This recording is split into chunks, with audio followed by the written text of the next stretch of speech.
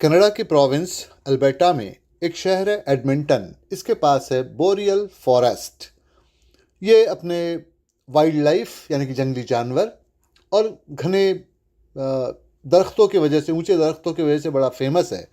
यहाँ बहुत सारे टूरिस्ट आते हैं और इन्हीं टूरिस्ट को टूर गाइड की तरह से गाइड किया करते थे रोमियो, जो कि यहाँ काफ़ी अरसे से काम कर रहे थे।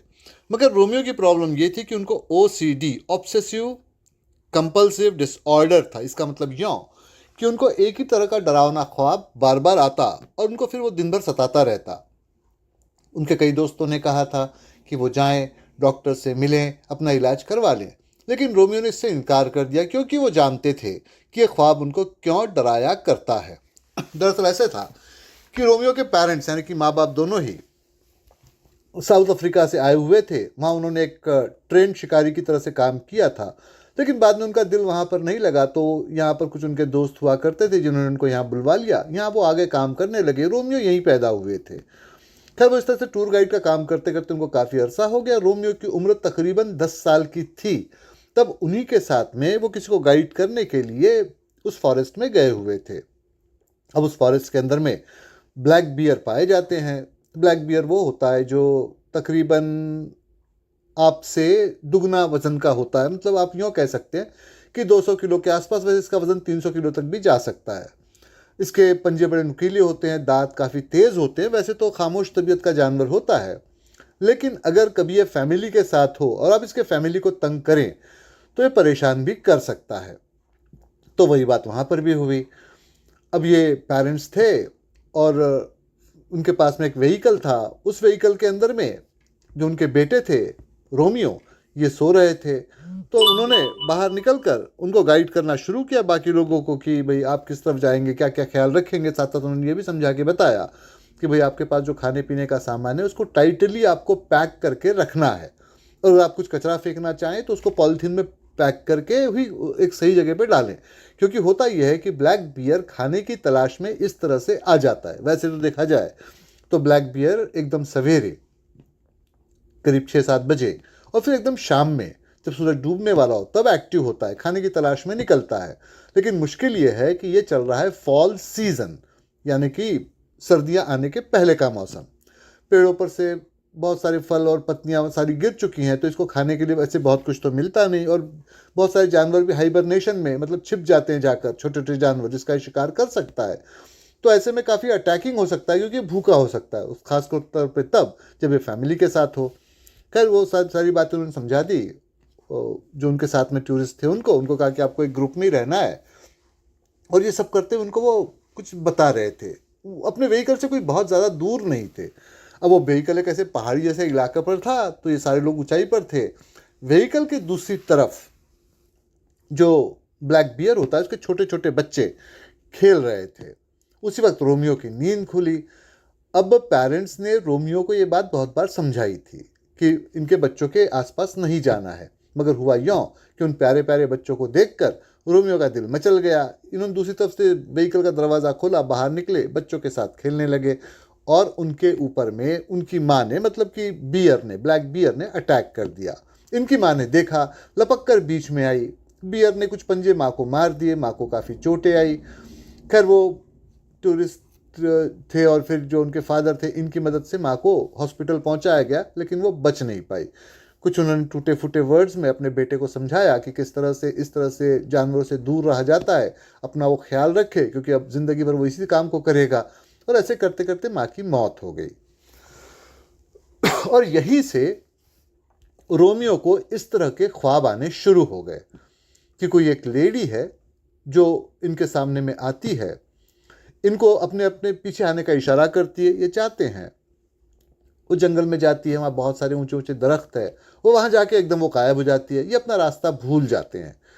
रोमियो ने इसका मतलब यही निकाला कि माँ के लिए जो उनके दिल में प्यार था, वही माँ बार बार इनके ख्वाबों में आकर इनको इस तरह से मिलने की कोशिश करती है।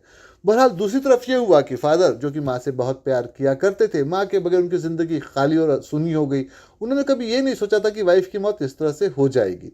हालांकि ज़ाहिरी तौर पे उन्होंने इसका इल्ज़ाम रोमियो को नहीं दिया, न अपने आप को, लेकिन उनकी सेहत लगातार गिरने लगी और रोमियो जब तकरीबन 17-18 साल के ही थे तब उनकी मौत हो गई। मरने के पहले उन्होंने बहुत सारी बातें रोमियो को समझाकर बताई कि किस तरह से इस काम को आगे बढ़ाना है, क्योंकि रोमियो पढ़ने लिखने में ऐसे कोई बहुत होशियार तो थे नहीं। इसी काम को सीखा था। फादर ने कहा कि देखो भी मेरे पास बहुत ज़्यादा वक्त नहीं बचा, वरना मैं तुमको और भी बहुत कुछ बताता। मुझे अफसोस है तुम्हारे लिए कुछ मैं बहुत ज़्यादा नहीं कर पाया। एक तो मेरी सेहत खराब होने लग गई थी, दूसरा मैंने अपनी जिम्मेदारी को निभाया नहीं। तो तुम्हारे लिए थोड़ा बहुत कर्ज छोड़ के जा रहा हूँ, और ये छोटी मोटी जो चीज़ें ये तुमको छोड़ के जा रहा हूँ, तुमको यहाँ रहना पड़ेगा। खैर रोमियो वहाँ पर उसके बाद में उस काम को करने लगे फादर की मौत के बाद। अब जैसे कि था, एडमिंटन जैसे शहर में जब आप रहते हो एक किराए के घर में, तो मुश्किल ये हो जाती है कि उतने बड़े घर का किराया दे नहीं पाते, तो आपको किसी पार्टनर को ढूंढना पड़ता है। इन्होंने एक पार्टनर को ढूंढ निकाला। किराया शेयर कर लिया करते, लेकिन उससे इनकी कोई बहुत ज़्यादा बातचीत नहीं थी, बस सिर्फ हाय हेलो तक के मामला था। बाकी वक्त सारा वक्त काम में बिजी रहा करते। ऐसे में इनसे एक शख्स ने कांटेक्ट किया जिनका नाम की कैंड्रिक था। उनके साथ में एक लड़की भी थी जो काफ़ी खूबसूरत थी और काफ़ी बहादुर भी लग रही थी, और उस लड़की का नाम मिरांडा था। तो उनको कैंड्रिक ने कहा कि देखो मैं मैनेजर हूँ रॉय बैक का। अब रॉय बैक का नाम सामने में आते रोमियो के दिमाग में सारी बातें आ गई। रॉय बैक साउथ अफ्रीका से हुआ करते थे, एक फेमस एडवेंचरस नेचर के इंसान थे, और इसके अलावा एक बड़े इंडस्ट्रियलिस्ट थे। इनको बहुत सारी पुरानी चीज़ें जमा करने का शौक और जंगलों में घूम घूम कर तरह तरह की चीज़ें देखने का शौक था, और इनके बारे में कहा जाता था कि ये बहुत सारा पैसा ऐसे मामले में खर्च करने को तैयार हैं।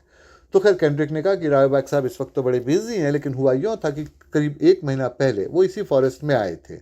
अभी तो बड़े आदमी हैं, अगर ये आते हैं तो फिर न्यूज़पेपर वाले इनके पीछे पड़ जाते। तो चुपचाप आए थे अपने कुछ 8-10 साथियों के साथ में। इन्होंने यहाँ का काफ़ी दौरा किया, ये वापस गए। मुश्किल ये हुई कि ये बोरियल फॉरेस्ट और वेस्टर्न बोरियल फॉरेस्ट दोनों जगह पर गए। अब बोरियल फॉरेस्ट तो एडमिंटन के पास ही है, लेकिन वेस्टर्न बोरियल फॉरेस्ट उससे कहीं और ज़्यादा आगे को है। तो खैर दोनों जगह पर गए, और यहाँ पर इनके हाथों से 2 बैग्स छूट गए। इन दोनों बैग्स के अंदर में उनके साथ में कुछ वो चीज़ें थी जो मशहूर थी, कुछ हिस्टोरिकल इम्पोर्टेंस की थी। अब मुश्किल ये है कि ये हो गए वहाँ बिजी, लौट कर नहीं आ सकते। मैंने उस जगह को देखा नहीं है। ये जो मेरे साथ लड़की आई है मिरांडा, ये उनके साथ आई हुई थी। मिशन ये है, क्योंकि इस बात की अगर खबर फैल जाए तो ये भी हो सकता है कि बहुत से लोग इस तरह के बैग को ढूंढने की कोशिश करेंगे, तो इस खबर को तो फैलना नहीं चाहिए। तब ये होगा कि इस चीज़ को अगर ढूंढने जाना है तो मिरांडा तुम्हारे साथ में चलेगी, तुम उसको गाइड करोगे। तुम्हारा काम सिर्फ इतना भर होगा कि मिरांडा को ये बताओ कि बोरियल फॉरेस्ट में और वेस्टर्न बोरियल फॉरेस्ट में किस तरह की प्रिकॉशंस ली जाए, क्या क्या सावधानियाँ या क्या क्या अपने तजुर्बे के हिसाब से कि अपने आप को बचाकर रखा जाए। बाकी का काम ये लड़की खुद ही कर लेगी, और उसके एवज में काफ़ी सारा पैसा है जो तुमको ऑफर किया जा रहा है। उसका कुछ हिस्सा उन्होंने रोमियो को दे दिया। बचा हुआ हिस्सा तब हो जाएगा जब ये काम पूरा हो जाएगा।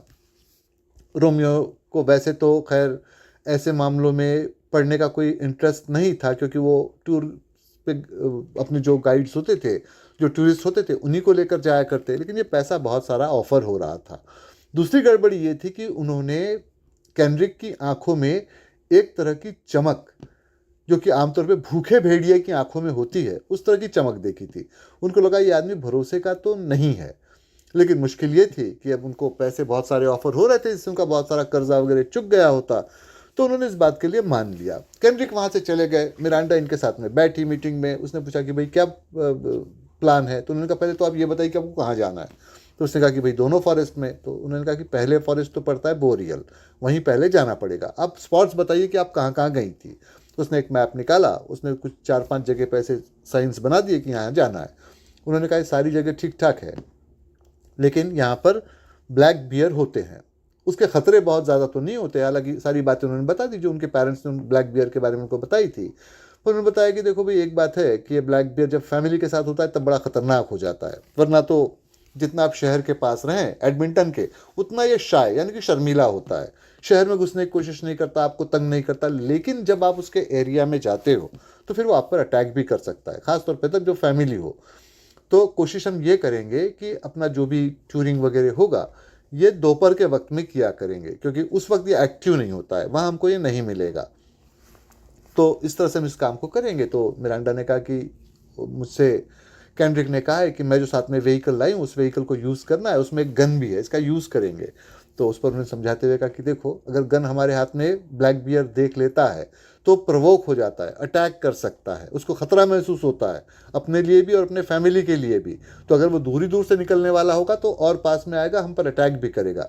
ये गलती यहाँ नहीं करनी है, बस कोशिश ये करनी है कि उसको अवॉइड किया जाए। जैसे कि साथ में एक म्यूज़िक इंस्ट्रूमेंट रख के ज़ोर से म्यूज़िक प्ले किया जाए, ज़ोर ज़ोर से बातचीत की जाए, उससे वो थोड़ा दूर रहेगा। और सबसे बढ़कर बात यह है कि जो खाने पीने का सामान जो होता है उसको पैक करके रखा जाए, उसकी स्मेल उसको नहीं आनी चाहिए। खैर वो सारी बातें मिरांडा की समझ में आ गई। अब वो इनके साथ में गई, वो 4-5 जगह जहाँ जहाँ उन्होंने बताया था वो सारी जगह पर देखा। कुछ जगह तो उनका व्हीकल गया, पर कुछ जगह कच्ची सड़क थी जहाँ से व्हीकल जा नहीं सकता था, तो इनको कुछ पहाड़ियाँ वगैरह चढ़ के वहाँ पहुँचना पड़ा। फिर नीचे उतरे, फिर व्हीकल लिया, फिर आगे बढ़े। एक दो बार ब्लैक बियर दिखाई भी पड़े, वो अपने रास्ते निकल गए। ऐसे करते करते वो एक केव में पहुँचे, गुफा, जो कि एक पहाड़ी इलाके पर थी। मिरांडा अंदर गई, उसके पीछे पीछे गए। मिरांडा ने वहाँ पर देखा तो एक मैप था, एक बैग रखा था, बैग में एक मैप था। मिरांडा ने कहा कि यही ढूंढ रहे थे, ये तो मिल गया, यहाँ इसको छोड़ आए थे। उसने कहा कि देखो तुम थोड़ा देर बैठ जाओ आराम से, मैं इस मैप को देखती हूँ और फिर तुमको आगे का बताती हूँ। उन्होंने कहा ठीक है। अब वो जाके बैठ गए, दूर से मिरांडा को देखने लगे। मिरांडा ने बैग को खोला, उसमें से मैप को निकाला। मैप का उसने काफ़ी अच्छी तरह से स्टडी किया, लौट के आई। उसने कहा कि भाई अब क्या सिचुएशन है, हमको यहाँ से लौट के वापस व्हीकल तक जाना है, तो हम कैसे जाएंगे। तो उस पर उन्होंने कहा कि देखो, हम करीब 3-4 घंटा चल के ऊपर आए हैं, अब जाएंगे तो अंधेरा हो जाएगा। तुम अपने साथ में ये जो बाकी चीज़ें लाई हो, जो लाइट मशीन है जिससे कि हल्का सा लाइट फैल जाता है, इसके अलावा तुम्हारे पास मॉस्किटो रिपेलेंट और ये सारी स्मेलिंग वगैरह की चीज़ें हैं, तो इनको हम यहाँ रखें। कीड़े मकोड़े तो यहाँ नहीं आएंगे, तो हमको तो इसी केव में रात भर ठहरना पड़ेगा। सुबह सब सूरज चढ़ जाएगा, तब हम यहाँ से धीरे धीरे करके नीचे निकलेंगे, व्हीकल तक पहुँचेंगे, खतरा नहीं रहेगा। वरना रात के वक्त में अगर बियर मिल जाए, पता नहीं वो कितना बड़ी उसकी फैमिली हो, सारे के सारे एक साथ अटैक कर देंगे, ये तो मुश्किल हो सकती है। तो मिरांडा ने कहा कि ठीक है, इस बात को मान लिया। उसने कहा कि भाई जो हमारे पास पीठ पर जो हम स्लीपिंग बैग वगैरह लगा कर लाए थे बैग में, उसमें थोड़ा सा आराम कर लेते हैं। तो रोमियो ने कहा ठीक है। रोमियो थके थकाए थे, उन्होंने बैग को लगाया, वो सो गए। अब मिरांडा बैठकर रोमियो को देख रही थी। ये उसके लिए नया एक्सपीरियंस था। लड़की खूबसूरत थी, इस तरह के काम किया करती थी और वो मर्दों की फितरत से बहुत अच्छी तरह से वाकिफ थी। ऐसे मौक़ों पर मर्द आमतौर पे फ्लर्टियस हो जाते हैं, मौके का फ़ायदा उठाने की कोशिश करते हैं। यह शख्स उसको बिल्कुल अलग लगा। तो उसकी शराफत देखकर, उसका कैरेक्टर देखकर मिरांडा उनसे काफ़ी फ्रेंडली हो गई उसके बाद में। खैर सुबह जब वो उठे तो मिरांडा ने पूछा कि भाई आप बताइए कि किस तरफ से जाना है। तो मिरांडा को उन्होंने रास्ता बताया। ऐसे करते करते वो व्हीकल तक पहुँचे। अब उसने कहा कि देखो, ये मैप के हिसाब से अब हमको जाना है वेस्टर्न बोरियल फॉरेस्ट में। वहाँ किस तरह का रिस्क है। तो उन्होंने कहा कि वो रिस्क अलग तरह का है, वहाँ ब्लैक बियर नहीं पाए जाते, कुछ होंगे भी तो छिप कर रहते हैं। उसकी वजह होती है ग्रिजली बियर, जो कि ब्राउन होता है, जिसको ब्राउन बियर भी कहा जाता है, वो वहाँ रहता है। इसका वजन 300 से 500 किलो के बीच हो सकता है, बड़ा खतरनाक होता है। इसके नुकीले पंजे जो होते हैं, उनकी जो नाखून होते हैं, उनकी लंबाई 5 इंच के आसपास तक जाती है और इसके दांत 3 से 4 इंच लंबे होते हैं। तो ये इस तरह का खतरनाक होता है। अब देखिए, जो गाइड बुक में इसके बारे में लिखा होता है वो तो ये कि आप इसको न छेड़ो, आपको ये तंग नहीं करेगा। अगर ये आपके आसपास आ भी जाए, आपको सीधे खड़े रहना है, झुकना नहीं है। आप अगर छोटे दिखाई पड़ेंगे तो आप पर ये अटैक करेगा, सीधे खड़े रहेंगे, लंबे दिखाई देंगे, आपसे दूरी दूर निकल जाएगा। इसको देखकर भागना नहीं है, क्योंकि इसकी जो स्पीड है वो कम से कम 50 किलोमीटर्स पर आवर की होती है। ये हमको पकड़ सकता है, तो भागना तो नहीं है। ये और ज़्यादा प्रवोक हो जाता है। जगह पर खड़े रहना है, म्यूज़िक बजाइए, शोर मचाइए, शायद वो दूरी दूर से निकल जाए। और इन सब के अलावा आपको करना ये होता है कि अगर ये आपके करीब आ ही जाए तो आपने मरने की एक्टिंग करनी है। नीचे पड़े रहिए, वो आपको आएगा, सूंघेगा और फिर वो आगे बढ़ जाएगा। तो उसने कहा कि अरे, तो वो बहुत आसान सा तरीका है। उसने कहा ये सब थ्योरेटिकल बात है, प्रैक्टिकल बात कुछ अलग है, वो मैं तुम्हें समझा के बताता हूँ। उन्होंने कहा कि टिमोथी ट्रेडवेल, ये इसी तरह के एडवेंचरस नौजवान थे। इनकी उम्र कुछ बहुत ज़्यादा नहीं थी, 25-26 साल के हुआ करते थे। ऐसे ही जंगलों में आते थे, जानवरों के साथ सेल्फी लेते थे। ऐसे ही ये फॉरेस्ट में आए। एक बात ये भूल गए, जब ये आए थे तो ये वो पीरियड था जब विंटर शुरू होने वाला था। तब होता यूँ है कि आमतौर पे ग्रिजली बियर, अगर आपके पास गन वगैरह होगी तो आपका अटैक तो नहीं करेगा। लेकिन विंटर के पहले का सीज़न कुछ यूँ होता है कि ये भूखा होता है। इसको हाइबरनेशन में, मतलब कहीं जाके सोना होता है। तो जाहिर सी बात है कि सोने के पहले ये अपने पेट को भरना चाहता है, किसी तरह भी खाना मिल जाए ये खा लेगा, कचरे के डब्बों से लेकर तो छोटे मोटे जानवरों तक के। अब टिमोथी ट्रेडवेल वहाँ पर आए हुए थे, उनका ये आखिरी दिन था, उन्होंने अपने हेलीकॉप्टर को बेस पे छोड़ दिया था, हेलीकॉप्टर को फ़ोन करके वो बुलाने जा रहे थे, लेकिन उनको ये एक बियर दिखाई पड़ा जो तकरीबन 400 किलो के आसपास था। इनकी गर्लफ्रेंड भी उनके साथ ही थी, शायद उसको इम्प्रेस करने के चक्कर में ही उन्होंने उसके साथ सेल्फी लेना शुरू कर दिया। अब गड़बड़ी कहाँ हुई ये तो नहीं पता चला, बियर ने इन पर अटैक कर दिया। इन्होंने थोड़ी देर पहले हेलीकॉप्टर को फ़ोन किया था, हेलीकॉप्टर वहाँ पहुँचा, टिमोथी ट्रेडवेल के उनकी गर्लफ्रेंड के कुछ फटे पुराने कपड़े उनको मिले, कुछ बॉडी के पार्ट्स मिले, और वो जो बियर था वो वहाँ के घूमता मिला। बियर को मारा गया, उसके जब पेट को काटा गया उसमें इनके सारे पार्ट्स और वो सारे कुछ थे। तो देखो भाई, इस तरह से ये खतरनाक हो सकता है, तो इससे बच के रहने की ज़रूरत है। तो ये मैं तुम्हें डराने के लिए नहीं कह रहा हूँ, ये तो फैक्ट है। तो उसने कहा कि भाई गन तो हमारे पास है, उससे काम चल जाएगा, इससे हम उसको डरा लेंगे। उसने कहा वो तो तब डराओगे ना जब वो आपको दूर से दिखाई पड़ेगा, एकदम पास में आ जाए तो आपको तो गन चलाने का मौका भी नहीं मिलेगा। मुश्किल ये हो सकती है कि हम उसको नहीं सूंघते हैं, वो हमको सूंघ लेता है, तो परेशानी हो जाती है। बहरहाल उसने पूछा कि फिर ये बताओ कि जाना कहाँ है। तो उसने बताया यहाँ पर तो इस तरह का प्रॉब्लम नहीं है, एक ही जगह जाना है, एक पहाड़ी है, उसके ऊपर में एक वो केव बनी है, वहाँ पे पहुँचना है, वहाँ हम पहुँच जाएंगे, हमारा काम हो जाएगा। तो इन्होंने कहा कि ठीक है, अगर तुम ये चाहती हो कि वहाँ तक हम जाएं तो हम यूँ करेंगे कि दोपहर के वक्त निकलेंगे, एकदम सुबह नहीं, एकदम शाम में नहीं। है कि वो पीरियड होता है जब ब्लैक बियर की तरह से ग्रिजली बियर भी काफ़ी एक्टिव होता है। मिरांडा उनकी बात को मान गई, वहाँ से खामोशी से आगे बढ़े, कुछ पहाड़ियाँ चढ़ी, कुछ पगडंडियाँ चढ़ी। अब मुश्किल ये था कि वहाँ से तो आप उनका व्हीकल न जाए। गन को इन्होंने अपने साथ में ही रखे हुए था, लेकिन छिपाए हुए थे, क्योंकि उनका कहना ऐसे था रोमियो का कि अगर ग्रिजली बियर आपकी गन को देख लेता है वो तो अटैक कर देगा, तो उससे तो बचना ज़रूरी था। तो खैर किसी तरह से छिपते छिपाते बचते बचाते, कभी ऐसा भी हुआ किसी ट्री पे चढ़ गए, बियर आसपास दिखाई पड़ा, तो जब बियर चला गया तो वहाँ से वो निकल कर आए। तो ऐसे तो नहीं हुआ कि इन पे बियर ने अटैक किया, लेकिन 2-3 बार इनका नैरो एस्केप तो हुआ ही, बियर से तो ये बच के गए ही। खैर किसी तरह से वो वहाँ पर पहुँचे उस केव में, और मिरांडा ने इस सारे मौक़ों पर यह देखा कि कई बार उसको इनसे मदद लेने की ज़रूरत पड़ी। जैसे कि अपना हाथ आगे बढ़ाया तो उन्होंने उसको ऊपर खींचा, कई बार ऐसे भी हुआ कि इनको मिरांडा को अपने पीछे छिपाना पड़ा, या कई बार ऐसे भी हुआ कि पेड़ पे चढ़े तो छोटी सी जगह पे दोनों को साथ में सट कर बैठना पड़ा। किसी भी सिचुएशन में उसने ये नहीं देखा कि रोमियो ने उसका नाजायज़ फ़ायदा उठाने की कोशिश की हो। ये उसके लिए एक बहुत ही अचंभे की बात थी, क्योंकि मर्द आमतौर पे ऐसे मौक़ों पर बहुत ज़्यादा फ़ायदा उठाते, वो जानती थी, और वो ये भी जानती थी कि वो कितनी खूबसूरत है, तो उसका इफ़ेक्ट तो होता ही है। बहरहाल उसने अपनी बातों को तो नहीं कहा, लेकिन उसके दिल में इनके लिए रिस्पेक्ट लगातार बढ़ता चला जा रहा था। खैर किसी तरह से वो वहाँ पहुँचे केव के अंदर, तो मिरांडा को दूर में ही एक बैग दिखाई पड़ा। मिरांडा ने उस बैग को उठाया, उसने कहा भाई बैग तो मिल गया है। उसने बैग को खोल कर देखा तो उस बैग के अंदर में एक कप था, शायद तो गोल्ड का बना हुआ था, ऐसे कुछ था। तो उस पर उन्होंने पूछा कि भाई ये क्या है। तो उसने कहा कि भाई ये तो रॉय बैग ने ढूंढ के निकाला था, लेकिन अब ये यहीं पे छूट गया, और इसी को लाने के लिए भेजा था, लेकिन हम यहाँ तक उस मैप के बगैर नहीं पहुँच पाते, तो हम पहुँच गए। तो अब ये दोनों चीज़ें अगर हम रॉय बैग को दे देते हैं तो ये पैसा तो हमको मिल जाएगा, हम लोग आराम से यहाँ से निकल आएंगे। खैर वो जैसे ही केव के बाहर निकले तो बाहर 4 लोग खड़े थे, उनके पास भी गन थी।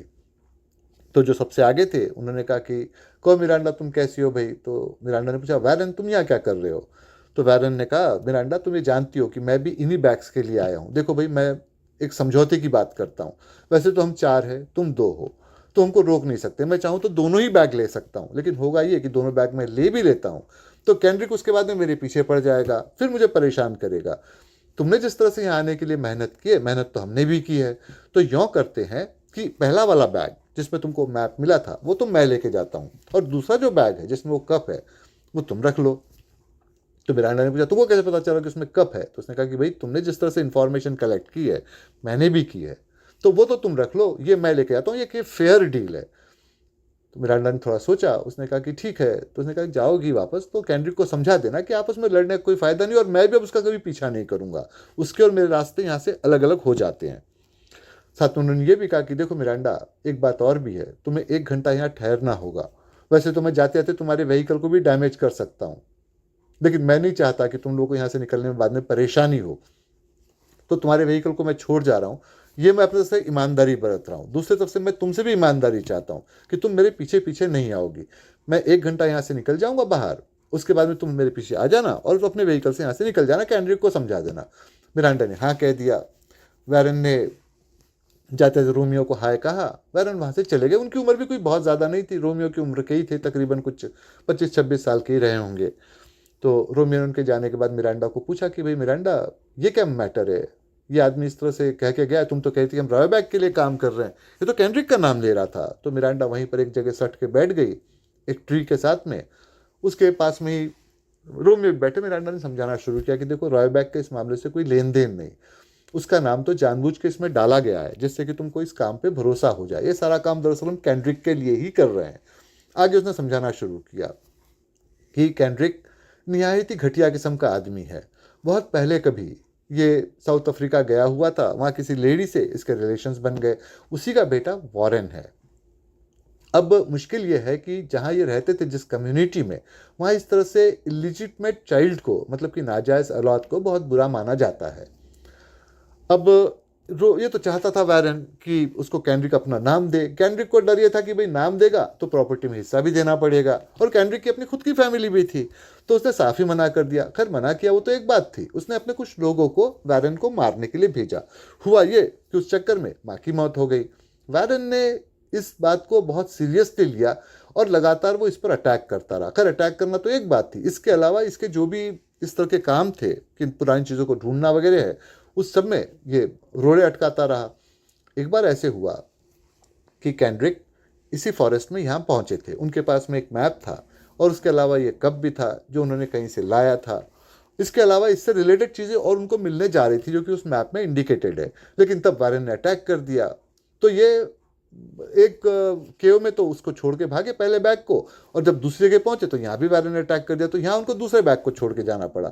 वैरन को एग्जैक्टली पता नहीं था कि चीज़ें कहाँ रखी हुई हैं, लेकिन अब वो इनके पीछे पड़ा हुआ था तो आगे भी चल के वो परेशान कर देता। लेकिन अब मुझे इस बात पे बड़ा ताज्जुब हो रहा है कि वो हमारे जान का सौदा कैंड्रिक से कर सकता था, कह सकता था कि भाई तुम्हारे दोनों लोग मेरे कब्जे में है, बदले में मुझे ये सारी चीज़ें चाहिए। उसने ऐसे नहीं किया।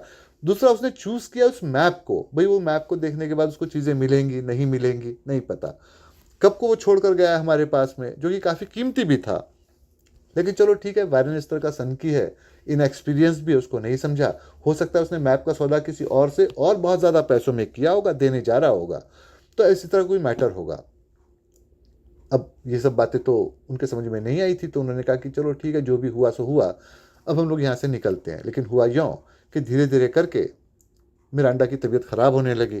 तब उन्होंने उसको देखा, उसको कुछ दवाइयाँ वगैरह थी, वो सारी दवाइयाँ दी, और फिर उसको कहा कि देखो भाई ऐसे है कि यहाँ पर कुछ जहरीले कीड़े वगैरह होते हैं, ऐसे ये कीड़े ने शायद तुमको काट लिया होगा। अब यहाँ पर ऐसा है कि उसकी जो दवाइयाँ हैं जो तुम्हारे पास में रखी हैं, मेडिसिन्स, ये पूरी तरह से इफ़ेक्टिव नहीं होती, तुमको हॉस्पिटलाइज करने की ज़रूरत है। यहाँ तो तुम नहीं हो पाओगी।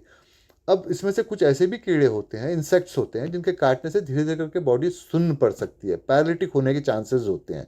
उम्मीद करते हैं कि ऐसा कुछ तुम्हारे साथ में नहीं होगा, मैं तुमको सपोर्ट दे के ले जाता हूँ, हम लोग व्हीकल में बैठेंगे, वहाँ से आगे निकलेंगे। खैर मिरांडा ने ज़्यादा कुछ नहीं कहा, इनका सपोर्ट लेकर वो किसी तरह से वहाँ पहुँची। उसका बुखार लगातार बढ़ने लगा। खैर वो जब कार में आके बैठे, व्हीकल में आके बैठे, वहाँ से उन्होंने व्हीकल को चलाना शुरू किया। काफ़ी धीमे स्पीड से वो चल रहा था, क्योंकि अभी तो फॉरेस्ट में काफ़ी अंदर तक चले आए थे।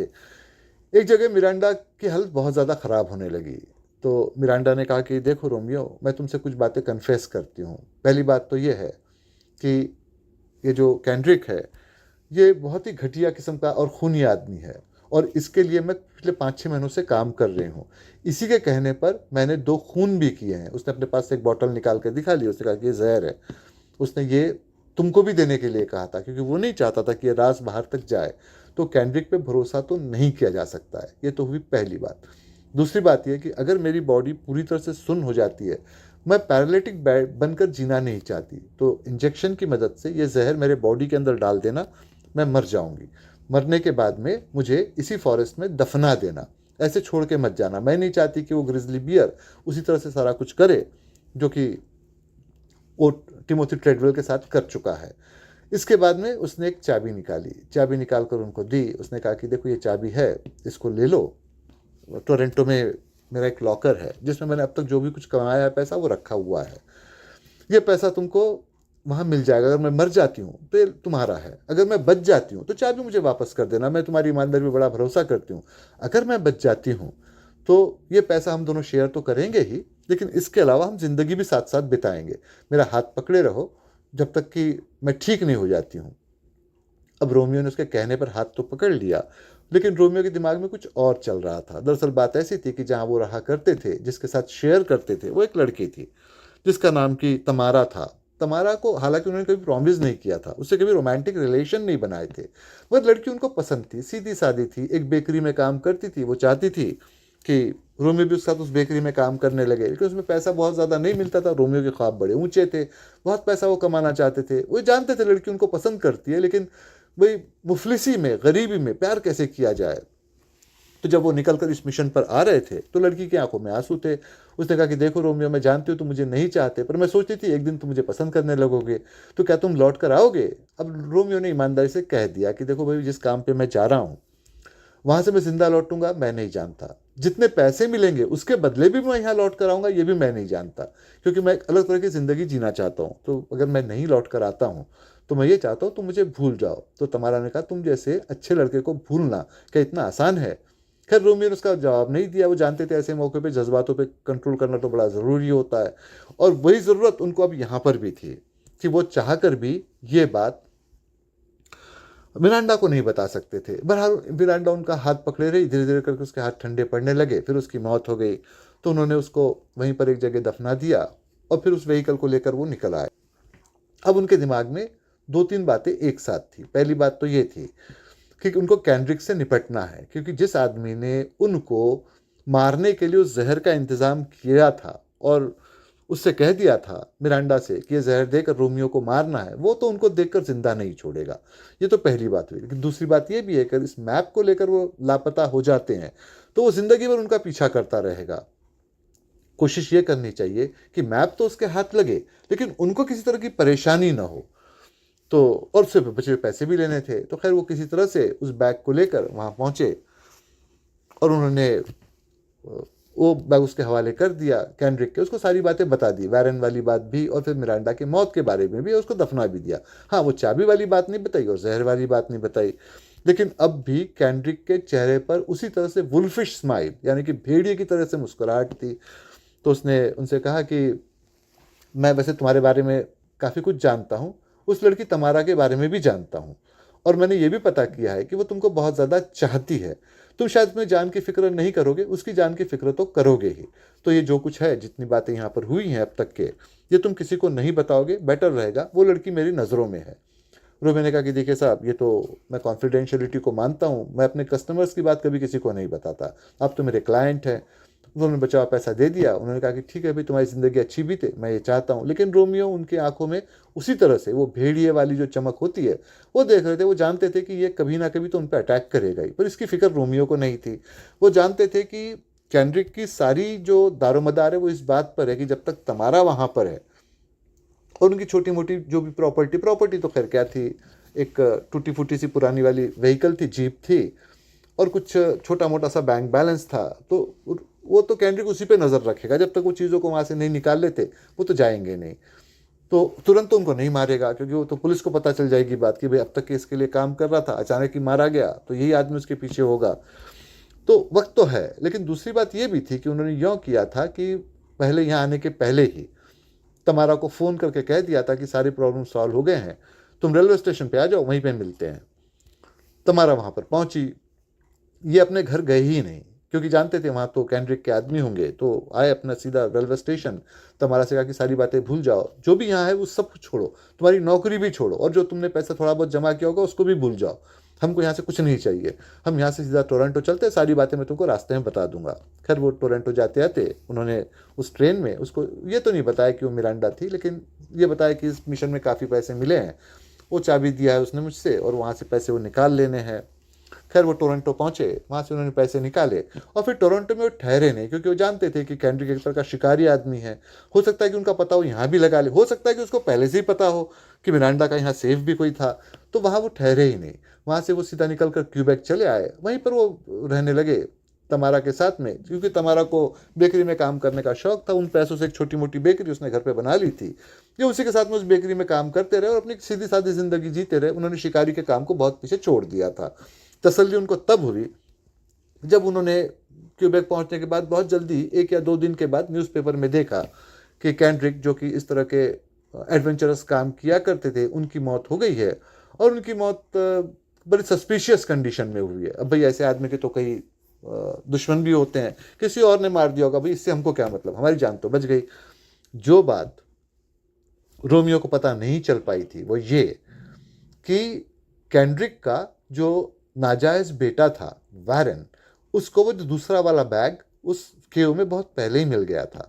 वो जानता था कि इस बैग को लेने के लिए कोई ना कोई कैंड्रिक की तरफ से कभी ना कभी तो आएगा ही। उसने ये किया था कि उस कप के ऊपर में हेलियम नाम का एक जो केमिकल था वो लगा दिया था, जो कि छूने से आपके बॉडी के अंदर फैलता है। तो मिरांडा की मौत उस कप को छूने से हुई थी। अच्छा तो ये हुआ था कि लालच में न पड़ते हुए रोमियो ने कभी भी उस बैग को नहीं खोला। वैसे के वैसे ही उन्होंने कैंड्रिक के पास पहुंचा दिया, और कैंड्रिक ने जब उस बैग को छुआ तो उस कप को छुआ तो उसकी मौत भी उस तरह से हो गई। इस तरह से वारेन का बदला पूरा हुआ और रोमियो की जान भी इस तरह से बच गई। तो ये